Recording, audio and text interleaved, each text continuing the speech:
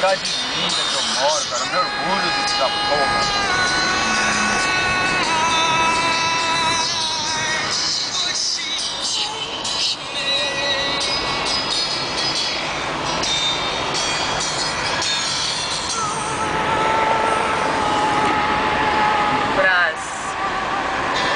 Sabia que eu sabia. Eu sempre soube, eu sempre acreditei em seu potencial. Agora, se eu pudesse virar pra lá, mas não posso, tá a placa. Eu tava um caminho. É só um retorno.